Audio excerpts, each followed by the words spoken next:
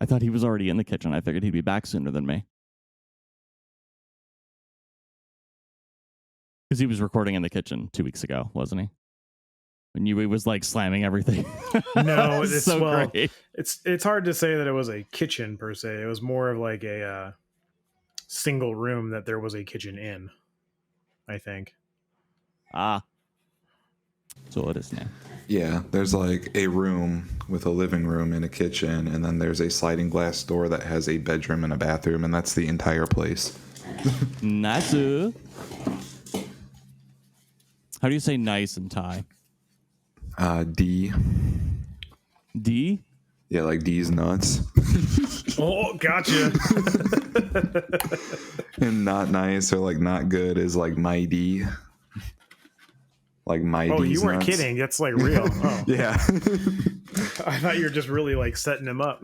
So they have a lot of words that have D in it because D means like good or nice or whatever. So like Sabaidi means like how are you, and then you can be like Sabaidi's nuts. I don't know how offensive that is, but I don't know. I continually get Yui with the D's nuts trying to speak her language. I'm sure she loves that. No.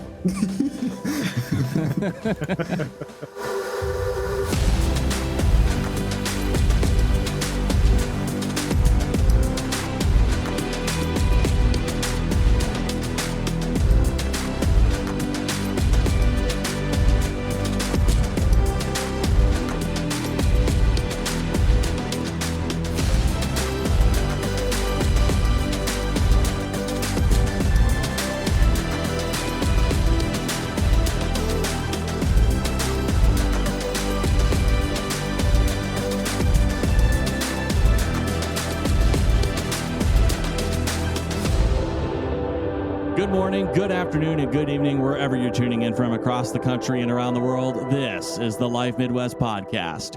Join us, a washed-up musician, a communications major, and some guy from Washington, as we discover and explore not life's endeavors, but the current events of today's society.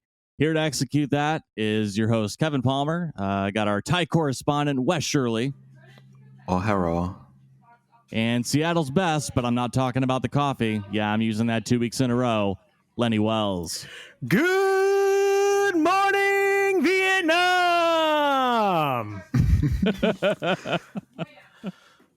How we doing, boys? Really good. I wanted to do that for the around the water cooler we did a couple weeks ago, but I couldn't because I was recording at night, and the office that I record in is literally right next door to the bedroom where my youngest child was sleeping, so I couldn't be that loud. It would have been hilarious, though. Yeah. Anyways, I'm doing good. Kevin, how are you doing? I'm doing great. Wes, how about you, bud? I'm doing swell. Schwess is doing swell. Good to know. Good to know. All right.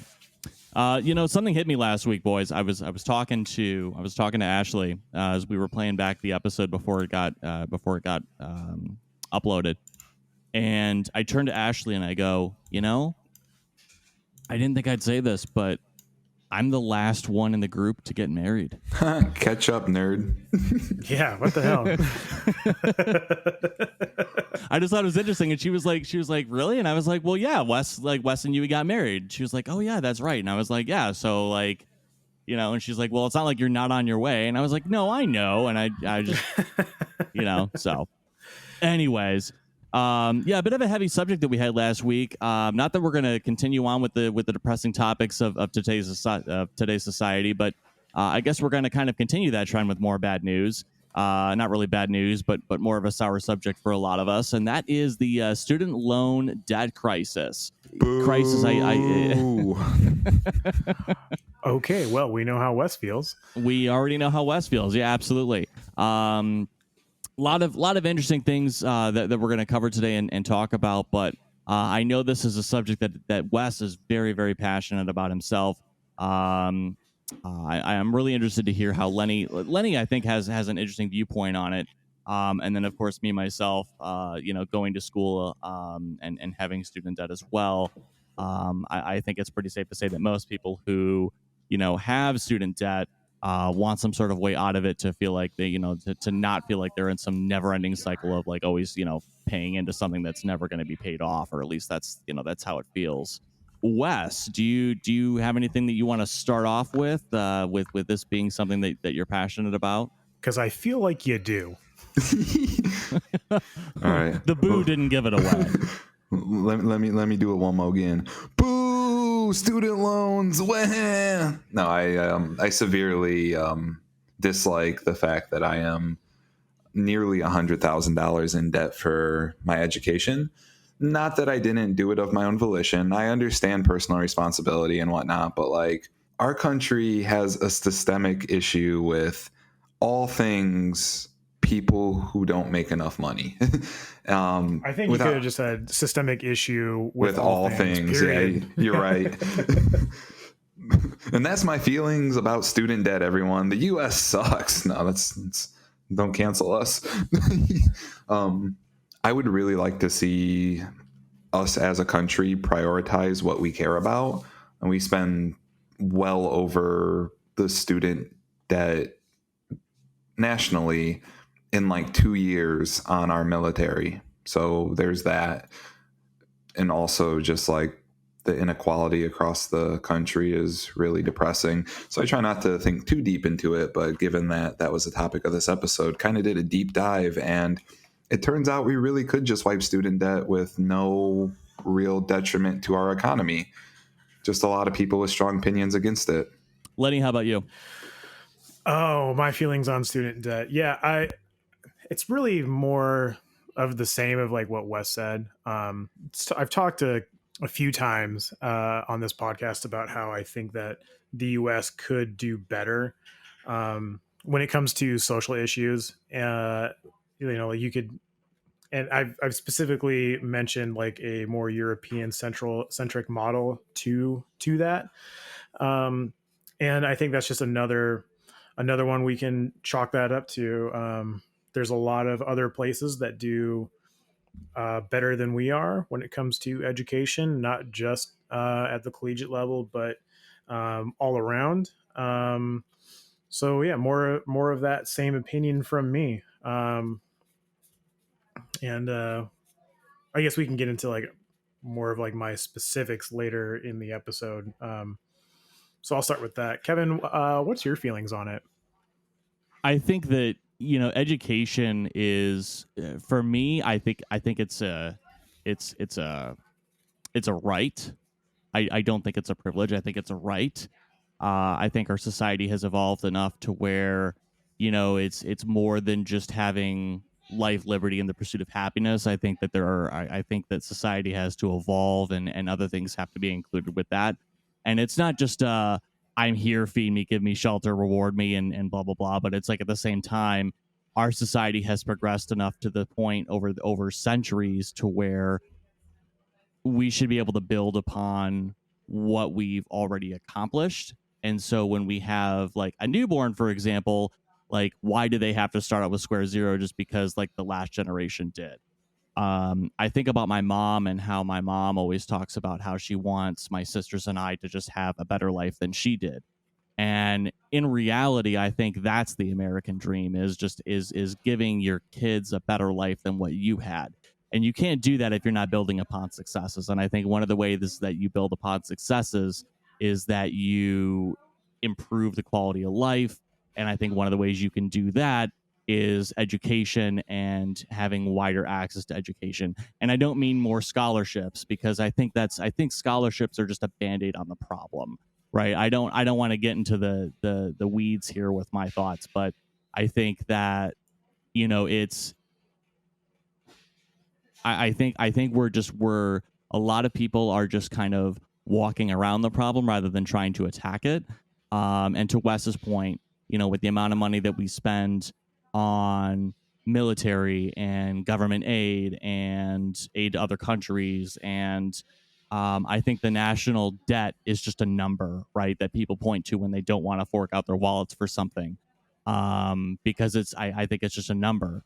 Who are we in debt to? The fucking aliens?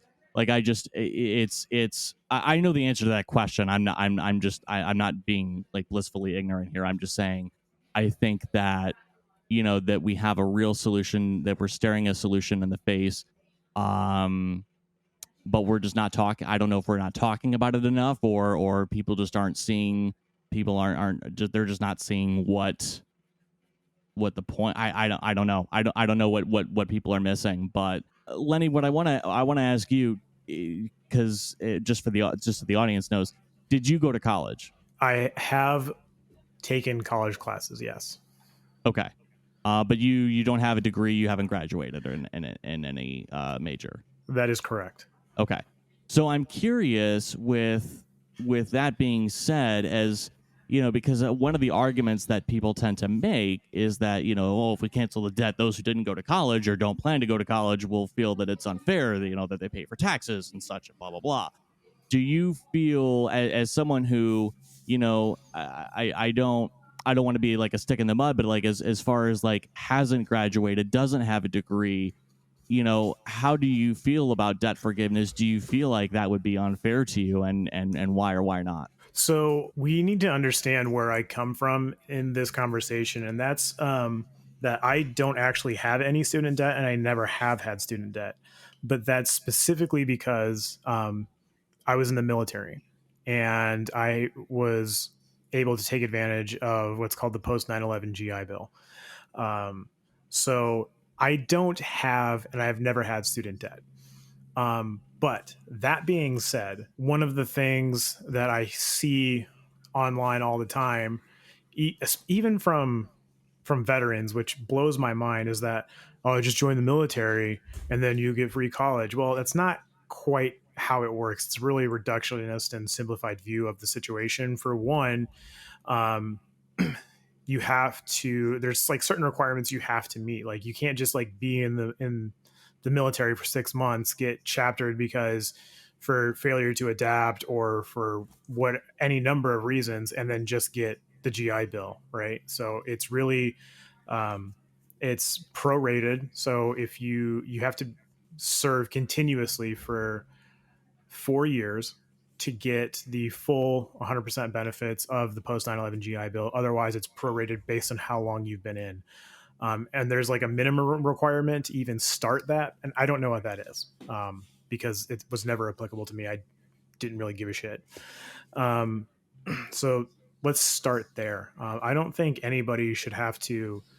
Well, let me back up for a second. Much to what Wes was speaking about earlier in how gross our military spending is, that in and of itself could pay for, well, one, it could just wipe college debt off the face of our country, but two, I don't think anybody should have to put themselves in that sort of situation just to not have to pay for basically their bachelor's degree. Because even when I was in the actively in the military versus now, especially now, when tensions with other countries like most specifically Russia, but even China to a lesser extent with the situation in Taiwan, I don't think that anybody should have to put their life on the line like that simply because they want to further their education. There are certainly other veterans who feel like I do that shouldn't be the barrier to entry into college.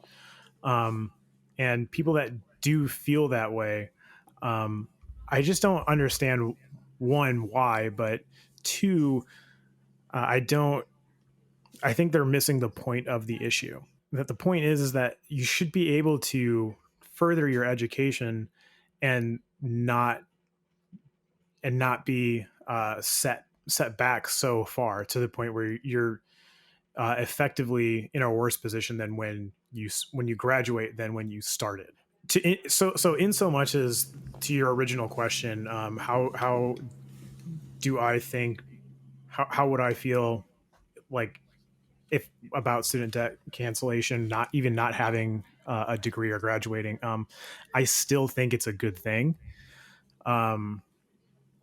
because again, I just don't see the need to set yourself so far back just to have like the bare minimum that it seems like is required everywhere. I was just about to make that point, saying that, 30, 40, 50 years ago, people would say, oh, go to college because you have an advantage. Well, it's kind of like if one person's going to college, if everyone's going to college, then no one's going to college, right?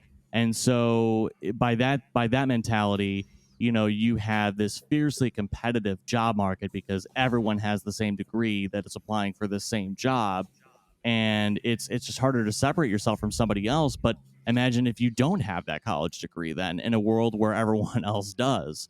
Setting yourself back just so you meet the bare minimum, like Lenny is saying, is just it's an asinine thought to me. So I have a couple of comments just based on all of that.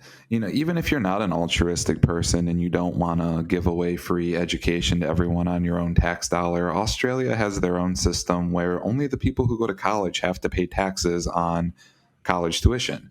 So like they make their money for subsidized education based on graduates who pay taxes in it. And like that's a solution of its own. And for those who constantly hound, oh, join the military, that's not always an option. Before I decided to go into debt, $60,000, $70,000, I tried to join the military. I tried to join the Navy, and they're just like, well, no, we don't need you. You're unhealthy, overweight, flat-footed. And I'm like, well, shit, how am I going to get my free college? And I even applied after I graduated, and they still didn't want me. So like, it's not always an option. Honestly, I didn't even think about it, but you're right. Not everybody can join the military. I mean, I'm sure there's blind people that want to go to college, but they're not going to be able, there's no place for them in the military. You're not going to get in being blind. Blind people are disabled, so they just get free college. I'll let you wade into that pool. I'm not going to go there. But anyways, yeah. Not salty about it. Good. At least someone gets free college. Anyways, just my point is, just more to your point is that you're right. It's not a path that's open to everybody for X, Y, and Z reason. Kevin, I'm curious to just kind of the same question, because you don't have a degree currently, but you are on a degree path, right? Right, I am currently attending. So how do you, like, let's just say tomorrow you woke up and everybody's college debt was forgiven, including yours, and then you're still able to, regardless of how it worked out, like, just what are your feelings overall? I would have an overwhelmingly positive reaction, I think, because people can be who they want to be. And I mean that from a professional standpoint, not just to be yourself, but I mean, like, as far as like a professional standpoint, like, I think there's a lot of people out there who want to be a lawyer or a doctor, and they can't fathom being that much in debt, to that point, or maybe they don't have the means to go into that kind of debt, for that profession. So they choose a different profession.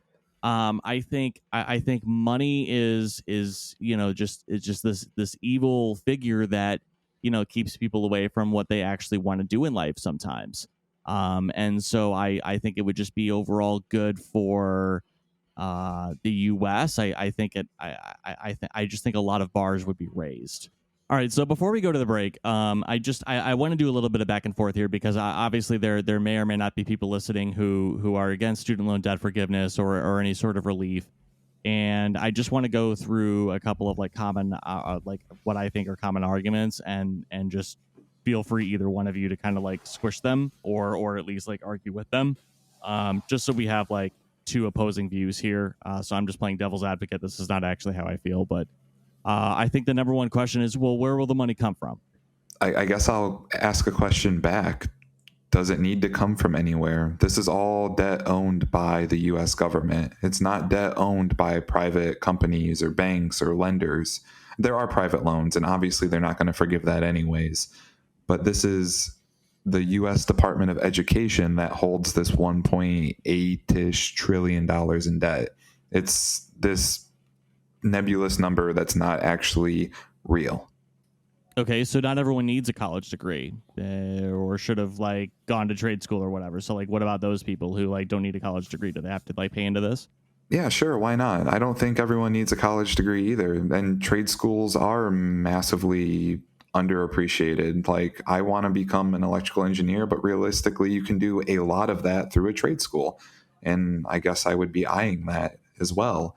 but also I think everyone does need some type of tertiary education. The whole world is getting a tertiary education, sometimes at the secondary level.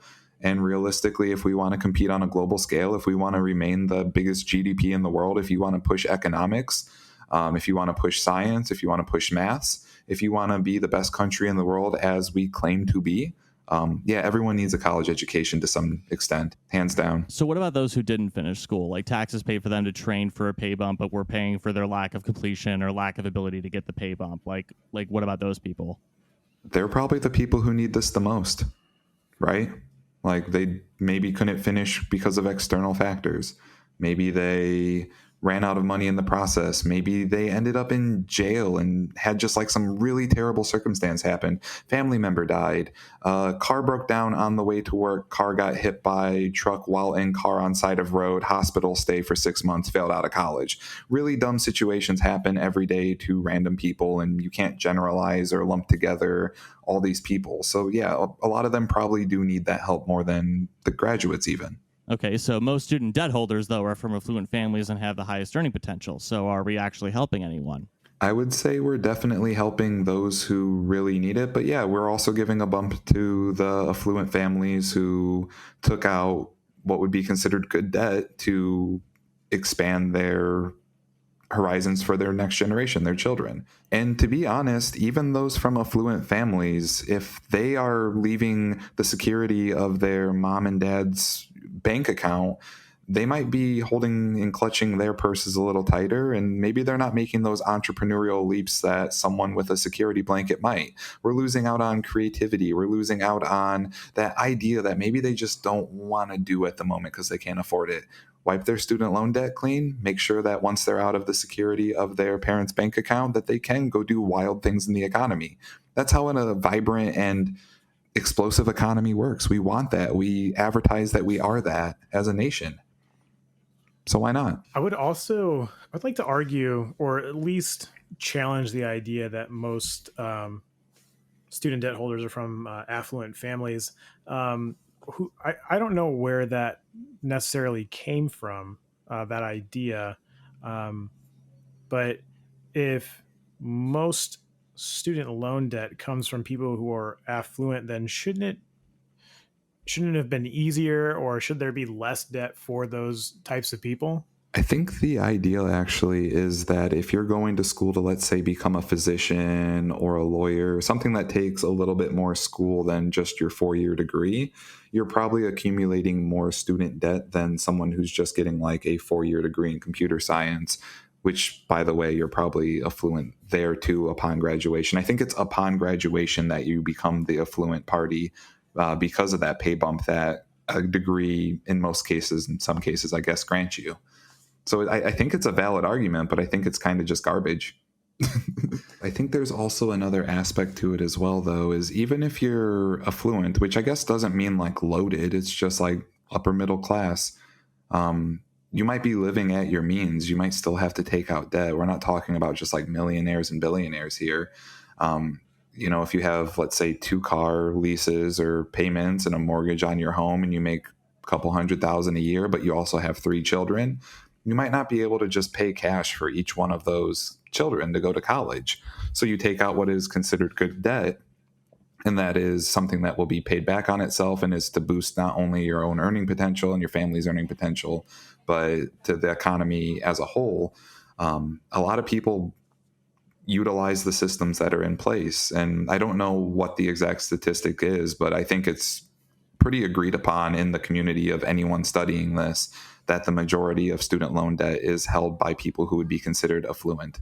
And I think that's where personal responsibility comes into this argument against student debt and forgiving it. And what I mean by that is you're talking about the affluent families who have the 2-car leases and the 3 kids. It's like, well, they made those personal choices, I think, is what a lot of people would argue. So coming up on that, we're going to take a really fast break. And when we come back, I want to talk a little bit more about personal responsibility and what role that plays in forgiving student debt. Stick around.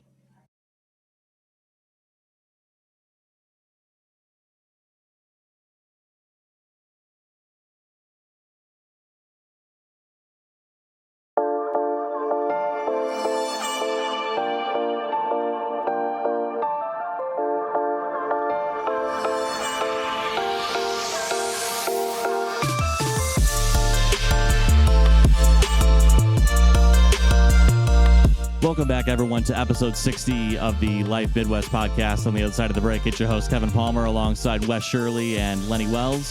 Hey, if you're looking for ways to support us, we do have a PayPal set up at paypal.me/thelifemidwest, as it does cost money to run the show and produce it. If you're looking for free ways to support us, we do appreciate the interactions through our social media on any of our major social platforms at The Life Midwest.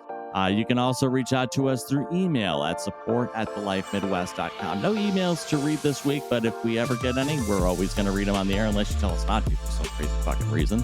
And then we also, of course, have a website at it's thelifemidwest.com. Well, folks, I've had a lot of fun talking about student loan debt, as much fun as you can fucking have talking about student loan debt and the problems that we're faced with it and how to get rid of it, solutions to it.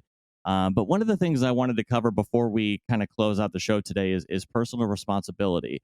I think one of the arguments that people make against forgiving student loan debt is that if we set an example that debt will just be forgiven, this can encourage the next debt crisis, and borrowers will feel secure in borrowing out their means with the hope of forgiveness or whatever.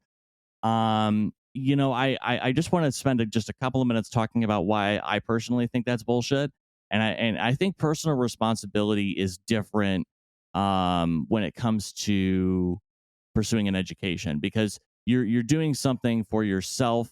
And I think when a lot of people mean when they say personal responsibility is when they're talking about it's your personal choice if you go and buy a car or you buy a house or you have kids outside of wedlock or whatever, just big personal life decisions like that. I think pursuing a higher education is different. I don't think it's a bad thing.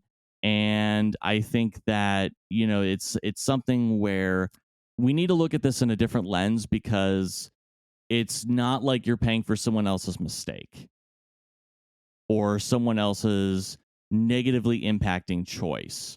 I don't think college should be looked at as a negatively impacting choice.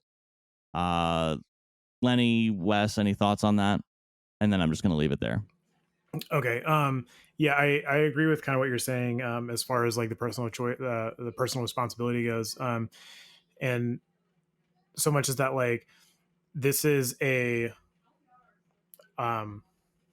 certainly a unique situation, because not only does student debt affect the way our economy functions, and it's certainly works towards the betterment of our society. I think having a more educated populace is always a good thing. And it, the general education of our nation as a whole is an investment.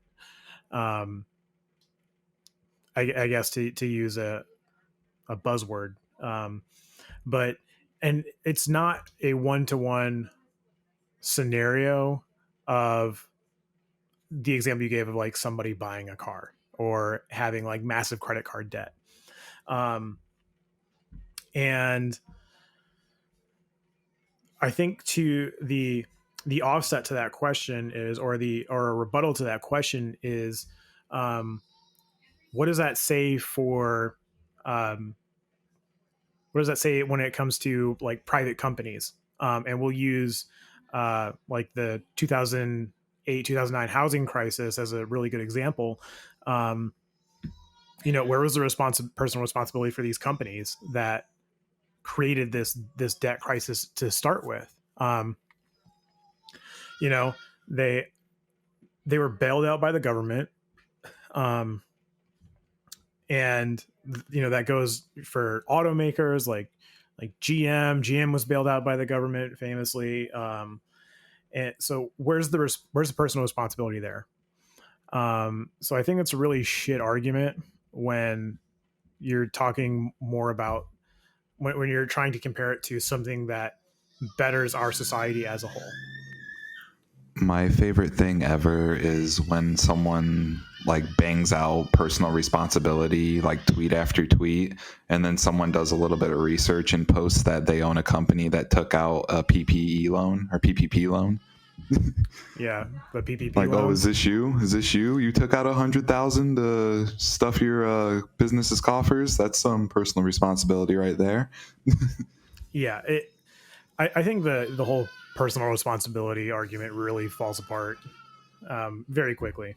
Also, even if your working class exerts zero personal responsibility, your society can't function without them, so you should probably figure out a solution to their debt crisis. Well said. Yeah, that's exactly it. Plus, like, let's say like you take off like 50 or like 100 grand worth of debt off somebody's shoulders. How does that's going to positively impact our economy so much more, because now that like monthly like $500 payment that they were making, they can put back in as like a consumer. And everybody who seems to be against these sort of policies are like super hardcore capitalists, but so now they have the potential to go buy more things or put the money back into the economy rather than sinking it into a black hole that does nothing. Very, very solid point. Very solid point. Any final thoughts from either one of you before we head to the shout outs this week? I can certainly see a part 2 to this episode if the listeners want it, because I know like one of the things that we didn't like, we kind of touched on was like how it gets paid for. And that could be like an episode in and all of its own. And if y'all want that, let us know. I'm sure we could delve into that again, or into this topic again, and talk about that more specifically. But we're cognizant of it, that it's an issue and talking point. So wiping student loan debt clean will not solve the problem. We have to fix the systemic issues that are causing this rampant debt to accumulate on basically across the board. Universities spending negligently or just completely overcharging, gouging, whatever, no programs in place to actually reduce the cost of college.